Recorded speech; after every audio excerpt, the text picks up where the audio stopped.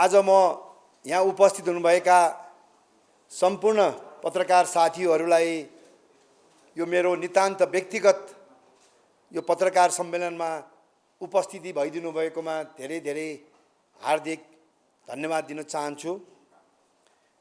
र यसै अवसरमा अत्यन्त दुःखद समाचार हामीहरूले हिजो सुन्नु पर्यो। एकजना भारोत्तोलनका स्वर्ण पदक प्राप्त गर्नुभएका साफ गेममा महिला खेलाडी सञ्जु चौधरीको जुन निधन भएको छ, अत्यन्त दुःख लागेको छ। र म आज यही कार्यक्रमको माध्यमबाट पनि म उहाँको चिर आत्माको शान्तिको कामना गर्न चाहन्छु भने र उहाँका सम्पूर्ण परिवारहरूप्रति हार्दिक संवेदना प्रकट गर्न चाहन्छु। आज यो पत्रकार सम्मेलनको संक्षिप्त रूपमा किन आयोजना गर्न लागेको भन्ने बारेमा म जानकारी गराउन चाहन्छु। यो मेरो नितान्त व्यक्तिगत करिब 7 वर्षदेखि एउटा आफूले कुनै गल्ती नै नगर्दाखेरिको सजाय भोग्दाखेरिको पीडा तपाईहरुको माझमा राख्न म आज उपस्थित भएको छु। आज संजोग भनौँ या वास्तविकता भनौँ, एकजना महिला खेलाडीले जुन आत्महत्या गरिन् भन्ने कुरा जुन छ, हुन त उहाँको बारेमा मलाई त्यति जानकारी छैन, तर एउटा पीडा भनेको चाहिँ के भनेदेखि चाहिँ जसलाई पर्छ त्यसलाई मात्र थाहा हुन्छ। यस्तै पीडाहरूको बीचमा कयौं यस्ता अप्रिय घटना नहोस् भन्नको निमित्त ममा पनि नआएको होइन। त्यसकारणले गर्दाखेरि आज म अत्यन्त भावुक भएर करिब 7 वर्षसम्म मैले कसरी यो पीडा सहे भन्ने कुराको विषयमा म यहाँ जानकारी गराउन उपस्थित भएको छु। र म केही भिडियो क्लिपहरू वर्तमान नेतृत्व र जो मसँग करिब 15 वर्षसँग सँगै खेलेको त नभनौँ, सँगै व्यवस्थापनमा रहेका वर्तमान अध्यक्ष कर्मा छिरिङ शेर्पा र उहाँको नेतृत्वमा म प्रति लगाइएका आरोपहरूको बारेमा मैले लिखित रूपमा पनि मैले प्रेस विज्ञप्ति मार्फत आम खेल सञ्चारकर्मी साथीहरूलाई म वितरण गर्दैछु भने केही भिडियो क्लिपहरू जो उहाँले विभिन्न टेलिभिजनमा दिएका अन्तर्वार्ताहरू र केही विभिन्न कार्यक्रममा उहाँले बोल्नुभएका कुराहरू म यहाँ पहिला प्रस्तुत गर्न चाहन्छु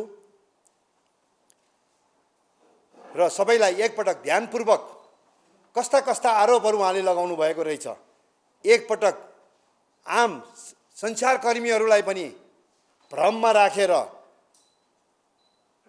जुन किसिमबाट मिडियालाई समेत एउटा भ्रम सिर्जना गरेर जुन मेरो चरित्र हत्या गर्ने काममा उहाँ देखिनुभयो, त्यसै विषयमा आज मेरो सबभन्दा मुख्य रूपमा मैले आज पत्रकार सम्मेलन त्यसैको निमित्त बोलाएको छु।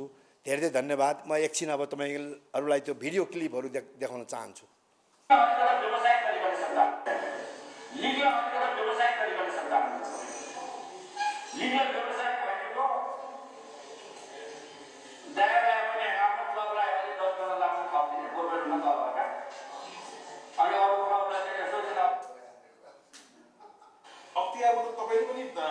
पूर्व अध्यक्ष गणेश थापालाई मुद्दा हाल्नु भएको होइन, बाहिर 58 करोडको खै त प्रमाणित गर्न सक्नुभयो। यहाँ सुन्नुहोस्, त्यो मुद्दा त तामेलीमा पो आएछ। तपाईँले अख्तियार भन्ने मलाई किवर्ड दिएको भएर यो प्रश्न आएको न, मैले बुझिसकेँ। मलाई भन्नाले केही सम्बन्ध छैन। तामेलीमा राखेको छैन होइन। अब तामेली भन्ने शब्द पनि तपाईँले अर्थ लगाउनु पर्यो, तपाईँ आफैले जान्नुहोस्। लेखा समितिले त्यसको विषयमा एकदमै अख्तियारलाई एउटा लेखा समिति संसदको चाहिँ एउटा ठुलो समितिले चाहिँ एउटा निर्णय गरेर तपाईँको चाहिँ अख्तियारमा पठाएको छ। लेखा समिति भनेको त सानसुनो संस्था त होइन नि त, हो र? सबै थोक पनि होइन लेखा समिति भने होइन, सबै नहोला, त्यहाँ पनि अलिक मनसा भएका तपाईँको लागि नहोला, तर हामी के भन्छौँ भने एउटा डेमोक्रेटिक कन्ट्री हो यो। संसद भनेको चाहिँ एउटा चाहिँ देशको एउटा सर्वोच्च संस्था हो। सर्वोच्च संस्थाले गरेको निर्णयलाई चाहिँ हामी चाहिँ मान्छौँ, कुरो बुझ्दैन। खै मैले प्रश्न धेरै जान्न चाहिरहेको छुइनँ, तपाईँ उत्तर दिन चाहिरहनु भएको छ, म सुन्छु। त्यसले गर्दाखेरि चाहिँ मैले भने यो संस्थाले त गरिरहेछ नि त। अहिले तामिलीमा पो राखेको छ होइन, के हो अब तामिलीमा राखेको चिज त अहिले त अनगोइङ नै होला नि। यसलाई अझै पनि अनगोइङ भन्न मिल्यो? हुनसक्छ। तपाईँले प्रमाणित गर्न खोजेको कुरा देश प्रमाणित हुन्छ भन्नेमा हुनुहुन्छ तपाईँ? यहाँ सुन्नुहोस्, प्रमाणित त तपाईँले फिफाले गरिसकेको छ। फिफाले जताबाट करप्सनको चार्ज 10 वर्ष त ब्यान भएको छ होइन। करप्सन त्यो पनि दुईचोटि भएको छ। डिसिप्लिन कमिटीले पनि गरेको छ, इथिक्स कमिटीले पनि गरेको छ, अपिल पनि एप्रुभ भयो, दुईचोटि भएको छ होइन। धेरै मध्ये के अब हुँदै गइरहेछ नि सबै चिज। ठिक छ, म यो प्रश्नमा धेरै जान पनि चाहिन्न। अहिलेसम्म गोल्ड प्रोजेक्ट पनि आयो 1 to 4 मा सबै बिलमा कसले सही गरेछ भन्ने कुरा मैले भन्नु पर्दैन होइन। सबै बिलमा कसले सही गरेछ भन्दाखेरि मैले भन्नु पर्दैन, सबैले थाहा छ। अहिले ग्लोबल टेन्डर गए, ग्लोबल टेन्डरको नियम हेर्नुहोस् न। ग्लोबल टेन्डरको चाहिँ नियम अनुसार के छ भने कति अर्बभन्दा माथिको प्रोजेक्टको मात्रै ग्लोबल टेन्डर हुन्छ। अब चाहिँ के भन्नुहुन्छ, फिफाले नै सूचना जारी गरेको, ग्लोबल टेन्डर गरेको, अनि साथी भन्ने संस्थाले पनि आफ्नो टेन्डर हालेर पाएको भने पहिले हामीलाई पनि थाहा थियो कि अब अनुसन्धान गरेको खाताबाट हेर्दै गयो भने त त्यो साथी भन्ने संस्थाको पैसा पनि हेर्न अलिक हो। हामी त उतै बनायो होला, अब चाहिँ फिफाको अब त्यो 29जनाको हातमा मिलाएर हेर्न पर्नु सक्ने कि उतै बनायो होला भन्ने हामीले क्या हामीलाई त थाहा थियो नि त। 2006 देखि नै यस्तो किसिमको काण्डहरू उहाँसँग जोडिएको थियो। जस्तै 2006 मा अरेन्ज प्रोजेक्टदेखि लिएर गोल्ड प्रोजेक्टदेखि लिएर नेपालमा 4वटा गोल्ड प्रोजेक्टको कुराहरू छ। त्यसपछि एउटा सुनामी प्रोजेक्ट भन्ने छ। अब यो चाहिँ अहिले डिसिजन चाहिँ 2001 देखि 2012 सम्ममा एउटा गोल्ड प्रोजेक्ट भन्ने प्रोग्राम चाहिँ नेपालमा लागू भएको छ। गोल्ड प्रोजेक्ट कार्यक्रमको जुन पैसा छ एन्फोको अहिले हामीसँग प्राप्त भएको 2062 सालदेखि 2070 सालसम्मको चाहिँ अडिट रिपोर्टमा त्यो पैसाहरू जुन गोल्ड प्रोजेक्टको पैसाहरू चाहिँ कहीँ पनि उल्लेख गरेको पाइँदैन। कतार फुटबल एसोसिएसनले नेपालको लिगको लागि चाहिँ यो 2011 फेब्रुअरीदेखि लिएर 4 वर्षको लागि चाहिँ प्रत्येक साल $2 लाख उनीहरूले $8 लाख दिने भनेर निर्णय गरेको छ। त्यसको इमेलको कपी पनि हामीसँग छ। त्यसैले गर्दाखेरि त्यो $2 लाख चाहिँ एन्फोको अडिटमा चलेको छ भनेखेरि बाँकी $6 लाख त्यसमा देखिएको छैन। त्यसैले गर्दाखेरि सम्पूर्ण एन्फोको जुन किसिमको खाताहरू छ त्यो सबै छानबिन गरेर त्यसको पनि निर्णय गर्नुपर्छ। यसमा $6 लाख देखेको छैन, त्यसको पनि छानबिन हुनुपर्छ भन्ने हाम्रो माग। पैसा मिलाउन मोदीले कन्फ्युज के भएछ भन्दाखेरि त्यो टिकटको पैसा बस्न आयो नि टिकटको पैसा 55 लाख त एउटा गेम आयो कि त गेममा त कति आयो टोटल गेममा 2 करोड कमाउन लाग्यो। 2073 साल साउन 31 गते कार्य समितिको बैठकमा उहाँले भन्नुभएका कुराहरू पनि कतिपय कुराहरू तपाईँले प्रष्ट रूपमा सुन्नुभयो कि भएन। र अहिले त्यस पछाडि उहाँ आन्फा अध्यक्ष भएपछिका अभिव्यक्तिहरू पनि तपाईँहरूले सुन्नुभयो। र मुख्य रूपमा म आज तपाईँहरूको माझमा चाहिँ के भने जुन प्रस्तुत भइरहेको छु, यस्ता आरोपहरूलाई 7 वर्षसम्म मैले सहेर जुन बस्ने कठिन मेरो लागि थियो, अब यो समयमा मैले सत्य तथ्य कुराहरू के हुन् त? यस्ता आरोपहरू लगाउने व्यक्तिलाई सहजै रूपमा राम्रो गर्यो, भविष्यमा यस्तै गर्नुस्, अर्को आफ्नो चाहिँ अध्यक्षलाई पनि यस्तै गर्नुस् भनेर मैले शुभकामना दिएर म चुप लाएर बस्ने कि होइन, यस्ता किसिमका आरोप प्रत्यारोप लगाएर कसैको चरित्र हत्या भविष्यमा नहोस् भन्नको निमित्त जाने भन्ने दुविधामा म धेरै लामो समयसम्म रहिरहेँ।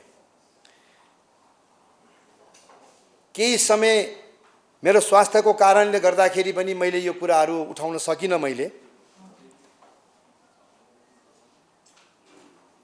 अहिले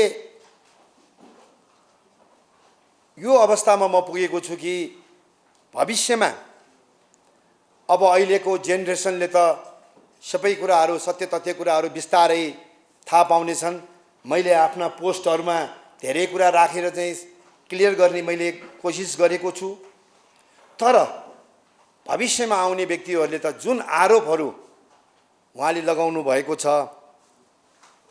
त्यो आरोपहरू मलाई लाग्छ उहाँले कहिले पनि त्यो सक्नुहुन्न, किनभने त्यो आरोप मात्रै थियो। र म उहाँलाई आजको कार्यक्रम मार्फत पनि म चुनौती दिन चाहन्छु।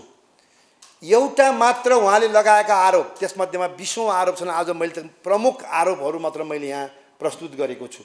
एउटा मात्रै आरोप मात्र उहाँले मलाई प्रमाणित गरिदिनु भयो भने तपाईहरुको सामुन्ने म के भन्छु भने आजीवन मैले फुटबलको विषयमा म कुरा गर्दिन भन्ने कुरा पनि म यहाँ भन्न चाहन्छु। तर जुन आरोप मात्र लाउनु भएन, उहाँले त्यो साउन 31 गते जुन कार्य समितिमा बसेको बैठकमा उहाँले त्यो अभिव्यक्ति राखेपछि मैले उहाँलाई माफी दिएकै हो। किनभने कसैले गल्ती गरेर माफी माग्छ, म संवैधानिक आयोगलाई को निर्णयलाई म मान्छु,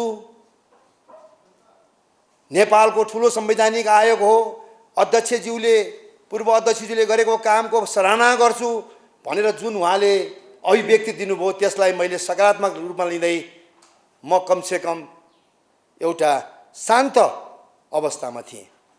तर अहिले भर्खरै हामीले दिएको इन्टरभ्यू हेर्नुस् त, तामिलीमा राखिएको छ। फिफाले कारबाही गर्यो, लेखा समितिले कारबाही गर्यो। म सोध्न चाहन्छु आजको कार्यक्रम मार्फत लेखा समितिले मलाई कारबाही गरेको देखाइदिनुस्, भोलिदेखि नै म फुटबलको बारेमा बोल्दिनँ। फिफाले कारबाही गरेको के उहाँले लगाएका यी आरोपको आधारमा मलाई कारबाही गरे हो र? तामिलीमा राखेको भनेपछि सबै केसहरू प्रमाण नपुगेपछि तामिलीमै जाने हो। उहाँलाई 4 वर्षदेखि केले रोकिराखेको थियो? अख्तियारमा गएर चाहिँ के भने त्यस विषयमा चाहिँ यदि उहाँलाई शङ्का थियो, मसँग प्रमाण थियो भने सबै कागजपत्र त एन्फामै छ त। अब होइन, भ्रम सिर्जना गर्ने काम उहाँले रोकिराख्नु भएको छैन, त्यस कारणले मलाई यो बाध्य भयो र म यो अवस्थामा पुगेको छु। तपाईहरुलाई हेर्दाखेरि म अहिले पनि हट्टाकट्टा एकदम लाग्ला, तर तपाईहरुलाई म आज म त्यस्तो अवस्थामा छैन। मैले अघि पनि अगाडि भने मैले मेरो मनमा पनि आउँछन् जस्ता कुराहरू। म कहिले कहीँ लाग्छ कि जीवन नै अन्त गरौँ कि भन्ने पनि मलाई मनमा नआएको होइन, आइराख्छ। जब मैले यस्ता आरोपहरू देख्ने बित्तिकै, बिहान उठ्ने बित्तिकै मलाई यस्ता कुराले मलाई छुन्छ। बरु आज हेर्नुस्, फिफाले मलाई कारबाही गरेको छ, त्यो पनि एउटा नितान्त परिबन्धमा कारबाही गरियो। त्यो कारबाहीलाई सहर्ष स्वीकार्दै म हिँडिरहेको छु। मैले जब त्यो कारबाहीलाई स्वीकारिसकेपछि मेरो कहीँ गुनासो छैन। कसैले, चाहे मिडियाले, चाहे कुनै सञ्जालमा कुनै खेल प्रेमीले जसले पनि मलाई जे आरोप लाए पनि मैले सहेको छु। तर त्यो पनि एउटा परिबन्ध थियो। मैले कदापि भोटको निमित्त पैसा लिएको थिएन। धेरै नेपालीलाई सहयोग गर्नुभएको थियो, त्यही अनुसार मलाई पनि व्यक्तिगत रूपमा सहयोग गर्नुभयो। त्यो घटनालाई पनि मैले त्यो सहयोग पनि नलिएको भए हुन्थ्यो कि भन्ने कता कता मनमा लागेकोले प्रायश्चित गर्दै ती सबै हमामबाट प्राप्त रकमहरू मैले सामाजिक कार्यमा खर्च गरेँ। आज मलाई मेरो कारबाही त फुकुवा हुँदैन, तर तापनि एउटा आत्मसन्तुष्टि लिएको छु। त्यस कारणले यहाँ धेरै किसिमको भ्रमहरू छ। अहिले हाम्रो एन्फा अध्यक्ष कर्मा छिरिङ शेर्पाजीले भन्नुभयो फिफाले त कारबाही गरिहाल्यो नि। हेर्दाखेरि त कस्तो देखियो भने फिफाले चाहिँ कारबाही गर्यो, अख्तियार दुरुपयोग निर्वाहन आयोगले सफाई दियो भनेपछि त के सोर्स फोर्स लगाएर चाहिँ के भने यहाँ सफाई पाए, फिफाले त कारबाही गरेको। तर दुवै भिन्न विषय हुन्। फिफाले एउटै चिजमा मात्र मलाई कारबाही गरेको हो, त्यो के भने हमामसँगको चाहिँ लिएको सहयोग भोटको निमित्त दिएको भनेर कारबाही गर्यो। मैले कासमा जान सकिनँ, परिवारसँग सल्लाह भयो, म अत्यन्त पीडामा थिएँ। त्यो मुद्दा मामिला लडेर हिँड्न सक्ने मसँग साहस थिएन, जसको कारणले मैले त्यो मुद्दा फिर्ता लिएँ। आज मलाई ठुलो रिग्रेट भइरहेको छ कि त्यो मुद्दा मैले लड्नु पर्थ्यो भनेर। सायद त्यो मुद्दामा त्यति दम थिएन। नेपालको अथवा संसारको कुनै पनि सिभिल कोर्टले त्यो प्रमाणित गर्न सक्दैन। तर सिभिल कोर्टले मलाई न्याय दियो भन्दैमा फिफाको चाहिँ के भनेदेखि चाहिँ आफ्नो नियमअनुसार मैले मान्नै पर्ने अवस्था रहेको कारणले मैले सहर्ष स्वीकारेको छु। मिडियाका कुनै पनि साथीहरूले तैँले भोटकै निमित्त लिएको होस् भनेर भन्नुभयो भने मेरो गुनासो छैन। तर 20 वर्ष मैले नेपाली फुटबलमा जुन गरेको योगदान, 15 वर्ष राष्ट्रिय टिममा खेलेको योगदानको आज पुरस्कार हेर्नुहोस् त।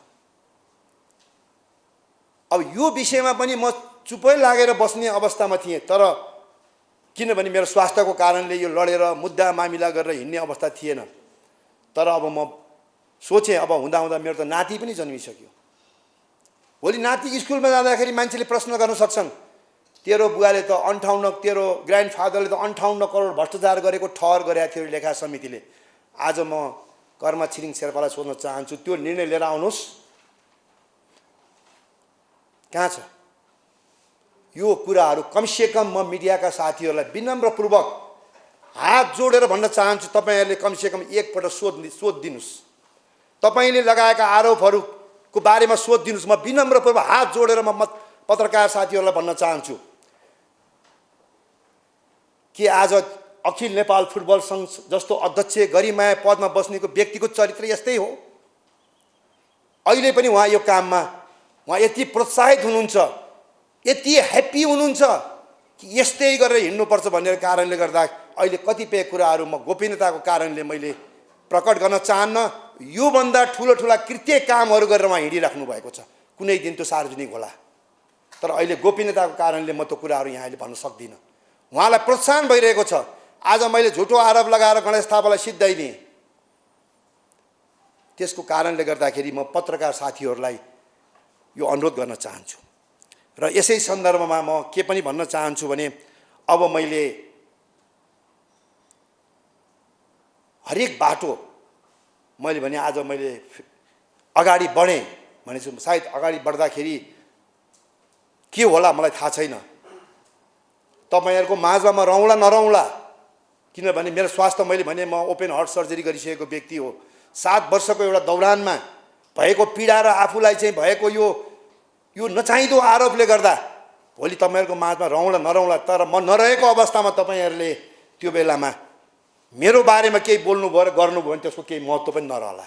म जीवित रहँदा, म लडिराख्दा कमसेकम त्यो एन्फा अध्यक्षलाई तपाईँहरूले सोधिदिनु होला, कहाँ छ तपाईँले लगाएको थियो। हेर्नुहोस् त, 60 करोड रुपियाँ चाहिँ हाल्ने रे, जेलमा हाल्ने रे, मुद्दा हाल्ने रे, 60 करोड खेलाडी कोषमा हाल्ने रे।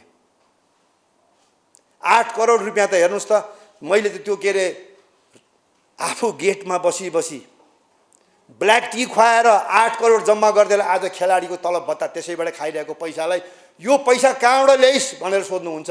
उहाँसँग त सबै चाहिँ के भनेदेखि त कागजपत्र त त्यहाँ छ नि त, कहाँबाट आएको छ। कतार फुटबल एसोसिएसनबाट ल्याएको कागज छ अरे, उहाँले $8 लाख ल्याएको रे, $2 लाख जम्मा गरेर 6 लाख खायो अरे। 19 लाखको गोल प्रोजेक्टको कहीँ हिसाब किताब छैन र साइन चाहिँ कसले गर्छ थाहा छैन। ए बाबा कुन चाहिँ ठेकेदारको कागजपत्रमा गएर मैले साइन गर्ने होला। साथी भन्ने संस्थालाई 1.5 करोड रुपियाँ दियो रे, 1 रुपियाँ पनि दिएको छैन। अभिषेक थापाको नाममा हिमालय ब्याङ्कमा 50,000 डलर छ अरे, त्यसको नाममा खाता पनि छ नि हिमालय ब्याङ्कमा। यस्ता यस्ता आरोपहरू, 28 करोड रुपियाँ गेटको पैसा जम्मा गरेन अरे, तपाईँले सुनिहाल्नुभयो। यस्ता कुराहरू त त्यो एन्फाका सबै हिसाब किताबमा त प्रष्टै देखिन्छ। र यसै सन्दर्भमा मैले एउटा जानकारी गराउनुपर्ने कुरा चाहिँ के छ भने यो सबै आरोपहरू उहाँले लिखित रूपमा सार्वजनिक लेखा समिति, अख्तियार दुरुपयोग निवारण आयोग र फिफाले जब यो कुराहरूलाई चाहिँ के भने मध्यनजर राखेर नेपालमा आएर 6 महिना लगाएर एक हिसाब हेरेर एक गोल्ड प्रोजेक्ट हेरेर एक चेक गर्दाखेरि कुनै किसिमको चाहिँ के भने नदेखिएको कुरा पनि अख्तियारले मात्र होइन, फिफाले पनि आएर यहाँ 6 महिना छानबिन गरेर गएको कुरा अहिले पनि त्यहाँ गोकुल थापा एन्फामै हुनुहुन्छ, एकपल्ट सोध्नुहोस्। सबै डकुमेन्ट्सहरू हिमालय होटलमा ल्याएर राखिएको थियो। कतिपय डकुमेन्टहरू बेङ्गलोर पुगे, सबै छानबिन फिफाले गरेकै हो। त्यसकारणले अख्तियारले मात्र छपाई होइन कि यस किसिमबाट अब मेरो अगाडि एन्फाको विधान र फिफाको विधानमा प्रष्ट रूपमा लेखिएको छ। यस्ता एउटा निर्दोष व्यक्तिलाई, आरोप लगाउने व्यक्तिलाई फिफाको 58 आर्टिकल 3 मा प्रष्ट रूपमा व्यवस्था गरिएको छ। यो कारबाही हुनुपर्दछ भन्ने माग गर्दै फिफादेखि एएफसी र एन्फाको विधान 8 मा प्रष्ट रूपमा कोड अफ इथिक्स फिफाको लागि मान्ने हुनेछ र त्यो अनुसार गर्ने भनेको हुनाले एन्फाको अनुशासन समिति लगायत राष्ट्रिय खेलकुद परिषद, खेलकुद मन्त्रालय, मानव अधिकार, जहाँ मेरो बाँच्ने अधिकारको निमित्त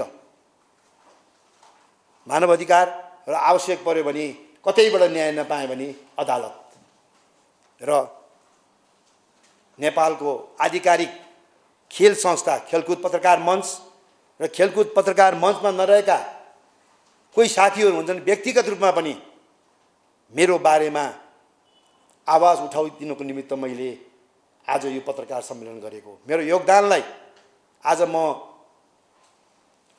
फुटबलमा के भयो कसो भयो भनेर म चर्चा गर्न चाहन्न। के भयो कसो भयो भन्ने कुरा तपाईहरु पनि अवगत हुनुहुन्छ, म आज यहाँ चर्चा गर्न चाहन्न। तर तपाईहरुले एउटा खेलाडीको रूपमा होस् या व्यवस्थापनको रूपमा होस् मलाई न्याय दिनुस् भन्नको निमित्त म यहाँ आएको छु। यदि मैले उठाएका कुराहरू, आज यहाँ प्रस्तुत गरेका कुराहरू, कुनै पनि कुराहरूमा मैले गलत कुरा बोलेको छु भने त्यसको निमित्त म सजाय भोग्न पनि तयार छु।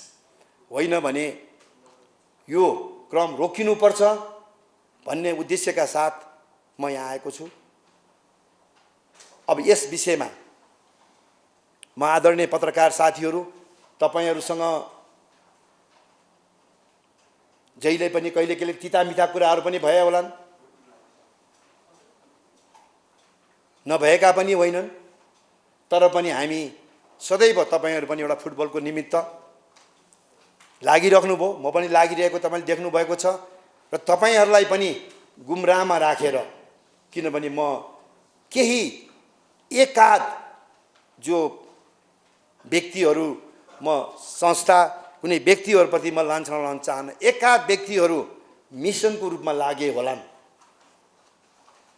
तपाईहरुबाट पनि आएको मिसइन्फर्मको कारणले गर्दा जुन आज हेर्नुस् त नेपालको मिडियाहरूले गणेश थापाले 58 करोड भ्रष्टाचार गरेको ठहर गर्यो जस्ता समाचारहरू आउँदाखेरि एउटा मेरो जुन चरित्रमा र मेरो परिवारलाई आज जब परिवारको एउटा मुख्य व्यक्ति नै जब चाहिँ के भने ऊ खुसी हुँदैन भनेपछि त्यो परिवार मलाई लाग्छ 7 वर्षदेखि हामी पीडामा छौँ। म घमण्ड त म गर्दिन, अखिल नेपाल फुटबल सङ्घ मेरो 20 वर्षे कार्यकालको यदि मूल्याङ्कन गर्ने हो भने नेपालमा भएका कुनै पनि सङ्घ संस्था मध्येमा इमान्दारितापूर्वक काम गरेको सङ्घ संस्थामा टप 10 भित्र पर्छ भन्ने मलाई विश्वास छ। आज यो संस्था आज हेर्नुहोस् त कस्तो दुःख लाग्दो, एउटा व्यक्तिगत रूपमा प्राप्त गर्न सक्ने रकम त्यो बेलाको 40 लाख भनेको अहिले लगभग 40 करोड हो। 25 वर्ष अगाडिको रकम जोड्ने हो भने त्यो रकम जहाँ हिजोको आज जस्तो आन्फामा पैसा थिएन, एउटा खेलाडीहरू उपचार गर्न नपाइरहेको अवस्थामा खेलाडी कोषमा हाल्ने संस्थाको नेतृत्व गरेको अध्यक्षलाई यो 40 लाख रुपियाँ कहाँबाट ल्याइस् भनेर आज प्रश्न गरिन्छ। यसरी एउटा इमान्दारीपूर्वक गरेको आज पुरस्कार मैले पाएको छु। त्यसकारण यो सबै कुराहरूको बीचमा म पत्रकार साथीहरूलाई के अनुरोध गर्न चाहन्छु भने कमसेकम तपाईहरूले पनि हिजोको विगतको दिनमा लेख्नुभयो होला तर बुझ्नु भएको थिएन होला, तर अब यो पटक कमसेकम सत्य तथ्य कुरा थाहा पाइसके पछाडि तपाईहरूबाट मैले त अरू कुरा केही मागेको छैन, न्याय हो। न्यायको निमित्त मैले अपिल गर्दै केही त्यस्ता तपाईहरूका मनमा लागेका केही जिज्ञासाहरू र म आज विनम्रपूर्वक अनुरोध गर्न चाहन्छु। मैले आज मेरो नितान्त व्यक्तिगत कुराहरू बाहेक अहिले पनि म प्रति अनेक किसिमका शङ्का उपशङ्का जुन किसिमको गरिन्छ, यो के को लागि कसोको लागि भनेर यी कुराहरूलाई मात्र नितान्त व्यक्तिगत कुरालाई मात्र तपाईहरूले प्रश्न राखिदिनु भयो भने हुन त तपाईहरूको प्रश्न सोध्ने अधिकारलाई म यहाँ रोक्न चाहन्न, तर मेरो अनुरोध मात्र मैले गर्ने हो कि नितान्त यो आज तपाईहरूले हेर्नुभयो एउटा चरित्रको मात्र मैले कुरा गर्दैछु। नागरिक पत्रिकामा मैले कटिङ पनि यहाँ लिएर आएको छु। उहाँको त मैले चाहिँ त्यो 8 मिनटको उहाँले बोल्नुभएको कुरा सुनिहाल्नुभयो, बेलुका उहाँले मैले बोलेकै छैन भनिदिनु भयो। अब त्यो चरित्रको के कुरा गर्ने? त्यहाँ फेरि त्यही पत्रिकामा अहिलेका महासचिव त्यो बेलाको सिओ इन्द्रमान तुलाधरले उहाँले बोलेकै हो भनेर भन्नुभएको छ। अहिले आफैले बोलेको तपाईँले सुनिसक्नुभयो, माफी 3 पटक मागिसक्नु भएको छ भनेपछि चरित्रको कुरा गरेँ मैले। यसरी आफूले बोलेकै कुरा होइन भन्न सक्ने बहादुर, त्यो पनि 3 घण्टाको बीचमा यस्ता कुराहरूलाई पनि मध्यनजर राख्नु होला भन्ने म आफ्नो कुरा राख्दै म केही पत्रकार साथीहरूलाई आफ्नो जिज्ञासा राख्नुको निमित्त म फ्लोर ओपन भएको जानकारी गराउन चाहन्छु। अब यो विषय तपाईहरूले उठान गर्ने तपाईहरूको चाहिँ कुरामा म नाजायज देख्दिनँ, तर मेरो मुख्य उद्देश्य के थियो भने उहाँको पदावधि सकिनुभन्दा अगाडि मैले आफ्नो सञ्जाल मार्फत विगत 2-2.5 वर्षदेखि उठाइरहेको छु। तपाईँले लगाएको आरोप प्रमाणित गर्नुहोस्, मलाई कारबाही गर्नुहोस् भनेर मैले उठाइरहेको थिएँ। तर अब यो उहाँको पदावधि सकिए पछाडि उहाँसँग भोलि निर्वाचनको कुरा हो, के होला कसो होला, म त्यसतर्फ जान चाहन्न। तर अहिले सबै कागजपत्र उहाँसँग भएको अवस्थामा र मैले लामो समयसम्म पर्खेर बसेँ। अब त करिब 1 महिना मात्र पदावधि, 1.5 महिना बाँकी रहेको अवस्थामा मैले यो गर्न मलाई उपयुक्त लाग्यो। त्यस कारणले गर्दाखेरि यो तपाईले भन्नुभएको यो चुनावसँग कुनै यो रिलेटेड विषय नै होइन, किनभने उहाँले मलाई आरोप लगाउनु भएको छ। अब यो आरोपसँग चाहिँ चुनावसँग त्यति सम्बन्ध हुन नपर्ने हो जस्तो मलाई लाग्छ। तर त्यही पनि तपाईहरूको त्यो मनमा त्यो आएको छ भने मैले यति मात्र भन्न सक्छु, त्यससँग कुनै पनि यो चाहिँ के भने यो रिलेटेड छैन।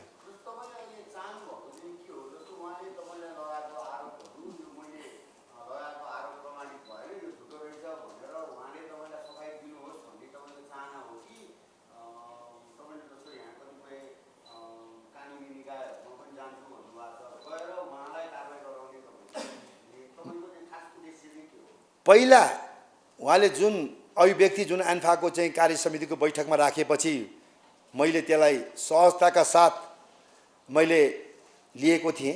तर अब अहिले म चाहिँ के भने फिफाको कोड अफ इथिक्स 58 र एन्फाको चाहिँ के भनेदेखि चाहिँ यो धारा चाहिँ 8 अनुसार कारबाही हुनुपर्दछ भन्ने मेरो माग हो। अब चाहिँ के भनेदेखि उहाँले माफी मागेर उहाँलाई चाहिँ के भनेदेखि चाहिँ कुनै छुट हुने छैन। त्यो मैले एउटा समय दिएको थिएँ, 4 वर्षसम्म दिएको थिएँ। अब चाहिँ के भने त्यो फिफाको आर्टिकल अनुसार कारबाही हुनुपर्छ या चाहिँ उहाँले आरोप प्रमाणित गरेर मलाई कारबाही गर्नुपर्छ, यो बाहेक कुनै विकल्प छैन। म गर्छु। अब म यो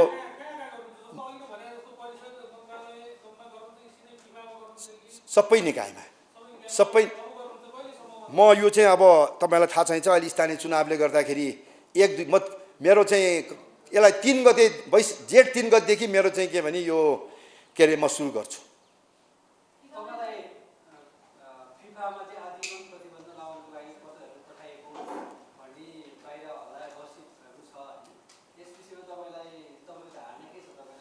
मलाई यस विषयमा कुनै जानकारी छैन हैन। हुनसक्छ उहाँ त पहिला पनि अब चाहिँ मलाई योभन्दा अगाडि पनि उहाँले चाहिँ 2-2.5 वर्ष अगाडि पनि उहाँले पठाउनु भएको थियो, तर फिफाले त्यसलाई इन्कार गर्यो। अहिले पनि अब मलाई यो विषयमा अहिलेको विषय चाहिँ मलाई जानकारी छैन। अब आफ्नो आफ्नो अधिकार हुन्छ बुझ्ने हैन। अब त्यसमा तपाईँको अब आफ्नो बुझाइलाई मैले के पनि भन्न सक्दिनँ, तर मेरो बुझाइ चाहिँ के भने यो निर्वाचनसँग कुनै सम्बन्धित विषय होइन। र पत्रकार साथीहरूलाई पनि म विनम्र अनुरोध गर्न चाहन्छु, यो नितान्त व्यक्तिगत कुरा भएकोले नितान्त व्यक्तिगत रूपमै मलाई चाहिँ के भने न्याय दिनुस् भन्नको निमित्त मैले अहिले पनि तपाईँहरूलाई हात जोडेर भने, अहिले पनि म त्यो तपाईँहरूलाई अनुरोध गर्न चाहन्छु, यो विषयलाई हामी अन्त नमोडौँ। मैले भने यो अत्यन्त संवेदनशील विषय छ। हेर्नुहोस्, यो जसलाई पर्छ त्यसलाई मात्र थाहा हुन्छ यो पीडा। त्यस कारणले गर्दाखेरि मेरो पीडालाई बुझिदिनुस् र यो विषयलाई चाहिँ के भनेदेखि चाहिँ नलिदिनुको निमित्त म अनुरोध गर्न चाहन्छु। पछि मलाई केही प्राविधिक कारणले गर्दाखेरि मैले अलिकति अब फुटबलको मान्छे अन्य खेल गरौँ भन्ने मलाई पछि गएर मन मानेन मेरो, त्यो कारणले मैले छोडिदिएँ। फुटबलै गर्न नपाउने भन्ने कुरा गरेको थिएँ मैले, फिफामा पनि सोधेर पठाएको थिएँ। फिफाबाट पनि त्यसको रेस्पोन्स नआएको कारणले गर्दाखेरि मैले कुनै पनि यो युथ लेभलका खेलहरू गर्न मैले सक्छु कि सक्दिनँ भनेर मैले पठाएको थिएँ। फिफाबाट कुनै किसिमको रेस्पोन्स नआएको कारणले मैले अन्य खेल चाहिँ नगर्ने मेरो मनसा भएकोले मैले चाहिँ त्यो बेलामा मैले चाहिँ यो अहिले पनि भन्नुपर्दाखेरि काठमाडौँ महानगरपालिकासँग त एक किसिमको युथ लेभलको प्रतियोगिता गर्न सम्झौतै भइसकेको छ, तर फिफाबाट पनि कुनै किसिमको मैले अनुमति पनि पाइनँ, हुन्न पनि भनेन, हुन्छ पनि भनेन। त्यो कारणले गर्दाखेरि मैले त्यो रिस्क लिन चाहिनँ। त्यस कारणले गर्दा त्यसतर्फ चाहिँ मैले त्यो चाहिँ अब भएकै हो। त्यसको निमित्त चाहिँ के भने तपाईँलाई मैले प्रश्न गरेँ। तर यसपटक मैले भने अब यो चाहिँ अब तपाईँहरूको जानकारीको लागि कतिपय कुराहरू प्राविधिक कारणले गर्दाखेरि अब म एन्फामा जान पनि नमिल्ला, कतिपय कुरा निवेदन जान लिएर नमिल्ला, यो मुद्दा लड्नको निमित्त जानु पर्ला। अब यसको निमित्त मैले छोरा अभिषेक थापालाई चाहिँ किन यसको जिम्मा दिएको छु। 3 गते जेठ 3 गते पछाडि उहाँ चाहिँ एन्फा पनि जानुहुन्छ र अन्य ठाउँमा त मलाई पनि जान मिलिहाल्छ हैन। त्यस कारणले गर्दा यो चाहिँ मैले भने यो अब जुनसुकै कस्टमा पनि अब यो चाहिँ के भने मैले चाहिँ अगाडि म बढेँ हैन। अब